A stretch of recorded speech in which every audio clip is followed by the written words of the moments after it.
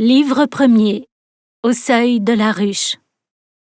Je n'ai pas encore oublié le premier rucher que je vis, où j'appris à aimer les abeilles. C'était voilà des années, dans un gros village de cette Flandre zélandaise, si nette et si gracieuse, qui, plus que la Zélande même, miroir concave de la Hollande, a concentré le goût des couleurs vives et caresse des yeux comme de jolis et graves jouets, ses pignons, ses tours et ses chariots enluminés, ses armoires et ses horloges qui reluisent au fond des corridors, ces petits arbres alignés le long des quais et des canaux, dans l'attente, semble-t-il, d'une cérémonie bienfaisante et naïve, ces barques et ces coches d'eau aux poupes ouvragées, ces portes et ces fenêtres pareilles à des fleurs, ces écluses irréprochables, ces ponts-levis minutieux et versicolores, ces maisonnettes vernissées comme des poteries harmonieuses et éclatantes, d'où sortent des femmes en forme de sonnettes et parées d'or et d'argent pour aller traire les vaches en des prés entourés de barrières blanches ou étendre le linge sur le tapis découpé en ovales et en losanges et méticuleusement vert de pelouses fleuries.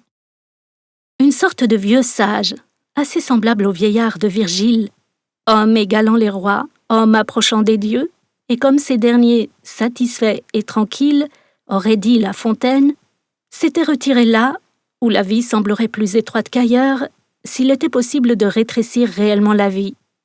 Il y avait élevé son refuge, non dégoûté, car le sage ne connaît point les grands dégoûts, mais un peu las d'interroger les hommes qui répondent moins simplement que les animaux et les plantes aux seules questions intéressantes que l'on puisse poser à la nature et aux lois véritables. Tout son bonheur, de même que celui du philosophe Scythe, consistait aux beautés d'un jardin, et parmi ces beautés, la mieux aimée et la plus visitée était un rucher composé de 12 cloches de paille qu'il avait peintes, les unes de rose vif, les autres de jaune clair, la plupart d'un bleu tendre, car il avait observé, bien avant les expériences de Sir John Lubbock, que le bleu est la couleur préférée des abeilles. Il avait installé ce rucher contre le mur blanchi de la maison, dans l'angle que formait une de ces savoureuses et fraîches cuisines hollandaises, au dressoir de faïence où étincelaient les étains et les cuivres, qui, par la porte ouverte, se reflétaient dans un canal paisible. Et l'eau, chargée d'images familières, sous un rideau de peupliers, guidait les regards jusqu'au repos d'un horizon de moulins et de prés. En ce lieu, comme partout où on les pose, les ruches avaient donné aux fleurs, au silence, à la douceur de l'air, aux rayons du soleil, une signification nouvelle. On y touchait en quelque sorte au but en fait de l'été. On s'y reposait au carrefour étincelant, où convergent et d'où rayonnent les routes aériennes que parcourent de l'aube au crépuscule, affairés et sonores, tous les parfums de la campagne. On y venait entendre l'âme heureuse et visible, la voix intelligente et musicale, le foyer d'allégresse des belles heures du jardin. On y venait apprendre, à l'école des abeilles, les préoccupations de la nature toute puissante, les rapports lumineux des trois règnes, l'organisation inépuisable de la vie, la morale du travail ardent et désintéressé, et, ce qui est aussi bon que la morale du travail, les héroïques ouvrières y enseignaient encore à goûter la saveur un peu confuse du loisir, en soulignant pour ainsi dire des traits de feu de leurs 1000 petites ailes, les délices presque insaisissables de ces journées immaculées qui tournent sur elles-mêmes dans les champs de l'espace, sans nous apporter rien qu'un globe transparent, vide de souvenirs, comme un bonheur trop pur.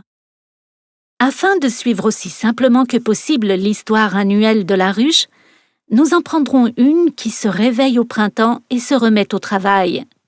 Et nous verrons se dérouler dans leur ordre naturel les grands épisodes de la vie de l'abeille, à savoir la formation et le départ de l'essaim, la fondation de la cité nouvelle, la naissance, les combats et le vol nuptial des jeunes reines, le massacre des mâles et le retour du sommeil de l'hiver. Chacun de ces épisodes apportera de lui-même tous les éclaircissements nécessaires sur les lois, les particularités, les habitudes, les événements qui le provoquent ou l'accompagnent, en sorte qu'au bout de l'année apicole, qui est brève et dont l'activité ne s'étend guère que d'avril à la fin de septembre, nous aurons rencontré tous les mystères de la maison du miel. Pour l'instant, avant que de l'ouvrir et d'y jeter un coup d'œil général, il suffit de savoir qu'elle se compose d'une reine, mère de tout son peuple, de milliers d'ouvrières ou neutres, femelles incomplètes et stériles, et enfin de quelques centaines de mâles parmi lesquels sera choisi l'époux unique et malheureux de la souveraine future que les ouvrières éliront après le départ plus ou moins volontaire de la mère régnante. La première fois qu'on ouvre une ruche, on éprouve un peu de l'émotion qu'on aurait à violer un objet inconnu et peut-être plein de surprises redoutables, un tombeau par exemple. Il y a autour des abeilles une légende de menaces et de périls. Il y a le souvenir énervé de ces piqûres qui provoquent une douleur si spéciale qu'on ne sait trop à quoi la comparer, une aridité fulgurante, dirait-on, une sorte de flamme du désert qui se répand dans le membre blessé. Comme si nos filles du soleil avaient extrait des rayons irrités de leur père un venin éclatant pour défendre plus efficacement les trésors de douceur qu'elles tirent de ces heures bienfaisantes. Il est vrai qu'ouverte sans précaution par quelqu'un qui ne connaît ni ne respecte le caractère et les mœurs de ses habitantes, la ruche se transforme à l'instant en un buisson ardent de colère et d'héroïsme. Mais rien ne s'acquiert plus vite que la petite habileté nécessaire pour la manier impunément. Il suffit d'un peu de fumée projetée à propos, de beaucoup de sang-froid et de douceur, et les ouvrières bien armées se laissent dépouiller sans penser à tirer l'aiguillon. Elles ne reconnaissent pas leur maître, comme on l'a soutenu. Elles ne craignent pas l'homme, mais à l'odeur de la fumée, aux gestes lents qui parcourent leur demeure sans les menacer, elles s'imaginent que ce n'est pas d'une attaque ou d'un grand ennemi contre lequel il soit possible de se défendre qu'il s'agit, mais d'une force ou d'une catastrophe naturelle à laquelle il convient de se soumettre. Au lieu de lutter vainement et pleines d'une prévoyance qui se trompe parce qu'elles regardent trop loin, elles veulent du moins sauver l'avenir et se jettent sur les réserves de miel pour y puiser et pour cacher en elles-mêmes de quoi fonder ailleurs, n'importe où et aussitôt, une cité nouvelle, si l'ancienne est détruite ou qu'elle soit forcée de l'abandonner. Le profane, devant qui l'on ouvre une ruche d'observation, est d'abord assez déçu. Note, on appelle ruche d'observation une ruche vitrée munie de rideaux noirs ou de volets. Les meilleurs ne renferment qu'un seul rayon, ce qui permet de l'observer sur ses deux faces. On peut sans danger et sans inconvénient installer ces ruches, pourvues d'une issue extérieure, dans un salon, une bibliothèque, etc. Les abeilles qui habitent dans celle qui se trouve à Paris, dans mon cabinet de travail, récoltent dans le désert de pierre de la grande ville de quoi vivre et prospérer. On lui avait affirmé que ce coffret de verre renfermait une activité sans exemple, un nombre infini de lois sages, une somme étonnante de génie, de mystères, d'expériences, de calculs, de sciences, d'industries diverses, de prévisions, de certitudes, d'habitudes intelligentes, de sentiments et de vertus étranges. Il n'y découvre qu'un amas confus de petites baies roussâtres, assez semblables à des grains de café torréfiés ou à des raisins secs agglomérés contre les vitres. Ces pauvres baies sont plus mortes que vives, ébranlées de mouvements lents, incohérents et incompréhensibles. Il ne reconnaît pas les adorables gouttes de lumière qui tout à l'heure se déversaient et rejaillissaient sans relâche dans la laine animée pleine de perles et d'or de 1000 calices épanouis. Elles grelottent dans les ténèbres, elles étouffent dans une foule transie. On dirait des prisonnières malades ou des reines déchues qui n'eurent qu'une seconde d'éclat parmi les fleurs illuminées du jardin pour entrer bientôt dans la misère honteuse de leur morne demeure encombrée. Il en est d'elles comme de toutes les réalités profondes. Il faut apprendre à les observer. Un habitant d'une autre planète qui verrait les hommes aller et venir presque insensiblement par les rues, se tasser autour de certains édifices ou sur certaines places, attendre on ne sait quoi, sans mouvement apparent, au fond de leur demeure, en conclurait aussitôt qu'ils sont inertes et misérables. Ce n'est qu'à la longue qu'on démêle l'activité multiple de cette inertie. En vérité, chacune de ces petites baies à peu près immobiles travaille sans répit et exerce un métier différent. Aucune ne connaît de repos, et celles, par exemple, qui semblent les plus endormies et pendent contre les vitres en grappes mortes, ont la tâche la plus mystérieuse et la plus fatigante. Elles forment et sécrètent la cire. Mais nous rencontrerons bientôt le détail de cette activité unanime. Pour l'instant, il suffit d'appeler l'attention sur le trait essentiel de la nature de l'abeille qui explique l'entassement extraordinaire de ce travail confus.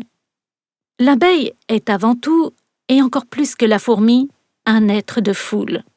Elle ne peut vivre qu'en tas. Quand elle sort de la ruche, si encombrée qu'elle doit se frayer à coups de tête un passage à travers les murailles vivantes qui l'enserrent, elle sort de son élément propre. Elle plonge un moment dans l'espace plein de fleurs, comme le nageur plonge dans l'océan plein de perles. Mais sous peine de mort, il faut qu'à intervalles réguliers, elle revienne respirer la multitude, de même que le nageur revient respirer l'air. Isolée, pourvue de vivres abondants et dans la température la plus favorable, elle expire au bout de quelques jours, non de faim ou de froid, mais de solitude. L'accumulation, la cité, dégagent pour elle un aliment invisible aussi indispensable que le miel. C'est à ce besoin qu'il faut remonter pour fixer l'esprit des lois de la ruche. Dans la ruche, l'individu n'est rien. Il n'a qu'une existence conditionnelle, il n'est qu'un moment indifférent, un organe ailé de l'espèce. Toute sa vie est un sacrifice total à l'être innombrable et perpétuel dont il fait partie. Il est curieux de constater qu'il n'en fut pas toujours ainsi.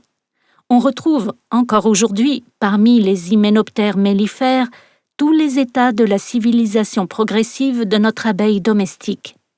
Au bas de l'échelle, elle travaille seule, dans la misère. Souvent, elle ne voit même pas sa descendance, les prosopis, les collettes, etc. Parfois, elle vit au milieu de l'étroite famille annuelle qu'elle crée, les bourdons. Elle forme ensuite des associations temporaires, les panurgues, les dasypodes, les halictes, etc., pour arriver enfin, de degré en degré, à la société à peu près parfaite mais impitoyable de nos ruches, où l'individu est entièrement absorbé par la République, et où la République, à son tour, est régulièrement sacrifiée à la cité abstraite et immortelle de l'avenir. Ne nous hâtons pas de tirer de ces détails des conclusions applicables à l'homme. L'homme a la faculté de ne pas se soumettre aux lois de la nature et de savoir s'il a tort ou raison d'user de cette faculté. C'est le point le plus grave et le moins éclairci de sa morale. Mais il n'en est pas moins intéressant de surprendre la volonté de la nature dans un monde différent. Or, dans l'évolution des hyménoptères, qui sont immédiatement après l'homme, les habitants de ce globe les plus favorisés sous le rapport de l'intelligence, cette volonté paraît très nette. Elle tend visiblement à l'amélioration de l'espèce. Mais elle montre en même temps qu'elle ne la désire ou ne peut l'obtenir qu'au détriment de la liberté, des droits et du bonheur propres à l'individu. À mesure que la société s'organise et s'élève, la vie particulière de chacun de ses membres voit décroître son cercle. Dès qu'il y a progrès quelque part, il ne résulte que du sacrifice de plus en plus complet de l'intérêt personnel au général. Il faut d'abord que chacun renonce à des vices, qui sont des actes d'indépendance. Ainsi, à l'avant-dernier degré de la civilisation apique, se trouvent les bourdons, qui sont encore semblables à nos anthropophages. Les ouvrières adultes rôdent sans cesse autour des œufs pour les dévorer, et la mère est obligée de les défendre avec acharnement. Il faut ensuite que chacun, après s'être débarrassé des vices les plus dangereux, acquiert un certain nombre de vertus de plus en plus pénibles. Les ouvrières des bourdons, par exemple, ne songent pas à renoncer à l'amour, au lieu que notre abeille domestique vit dans une chasteté perpétuelle. Bientôt, du reste, nous verrons tout ce qu'elle abandonne en échange du bien-être, de la sécurité, de la perfection architecturale, économique et politique de la ruche. Et nous reviendrons sur l'étonnante évolution des hyménoptères dans le chapitre consacré au progrès de l'espèce.